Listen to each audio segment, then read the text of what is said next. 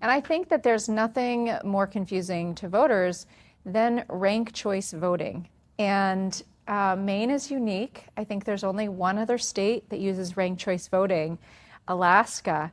And in your experience, Jason, is there any other voting policy that confuses folks as much as ranked choice voting does?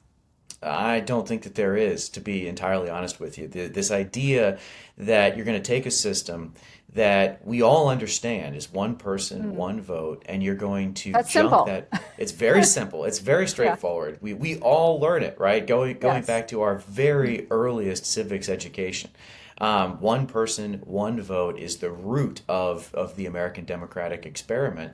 And yet you get rid of that, and now you're asking people to spend more time than ever before learning about more, folks running for office in all of these races, and then going through a very complicated ballot that you in Maine, this is unfortunately your life when it comes time to voting, and you're ranking all of these candidates. Sometimes in some places, we're talking about dozens and dozens of Yeah. rankings that you have to go through. It makes it harder to vote. It makes it more complicated to vote, and frankly, that complexity winds up actually discouraging some people from choosing to cast ballots in the first place. So it For is an sure. extremely complicated process. It's extremely complicated, and you don't even have to get to the dozens. Like it doesn't take dozens. It takes exactly three.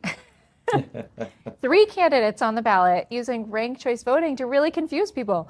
And so I get questions all the time as soon as elections are drawing near is there going to be ranked choice? Because of course in Maine, our Constitution actually doesn't allow for ranked choice voting for some races. So for state representative and state senator, you have this weird thing where ranked choice is used for our primaries, but it's not for the general. But it can be used all the time for federal elections. So even the question of who am I going to be voting for that ranked choice will be used for or not, the confusion starts there. Yeah, that's right. I mean, what you guys are dealing with is a ballot where some elections, some races are Mhm. ordinary races, and then others are ranked choice, and so you're bouncing back and forth. We even see a little bit of this in Virginia, where I live, where you only have it in some localities, not Mm. statewide, for some local races. So you get to, those particular races, and then suddenly everything is, now it's ranked choice. So you're sort of in So, a habit of voting for one, and now you're voting for multiple. yeah, so is that in municipalities? Like Virginia, the state hasn't passed it, but specific municipalities have passed it? Or what does that look like in other states? My understanding was strictly Alaska and Maine, but are there pockets out there where they are using ranked choice voting? Yeah, so you and Alaska are the only folks that use it for at statewide levels, but Mhm. there are about 60 odd cities and municipalities across the country that have adopted ranked choice voting over the last decade or so.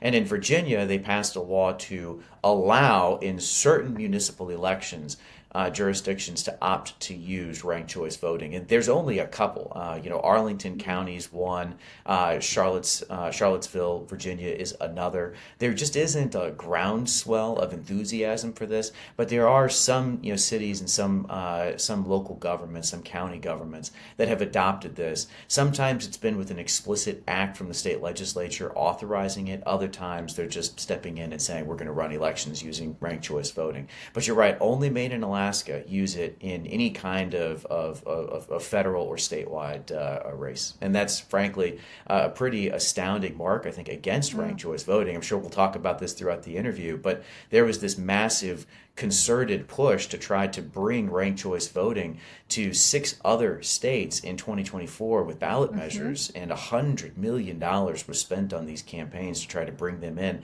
and they all were defeated. And you're talking about a I remember politically spreading the word as diverse. saying, don't do it. That's right. That's right. You Colleagues from other states would ask, they're like, what do you think about ranked choice voting? And my absolute answer was, do not do it. You will regret it. It is not of benefit. Keep to one person, one vote.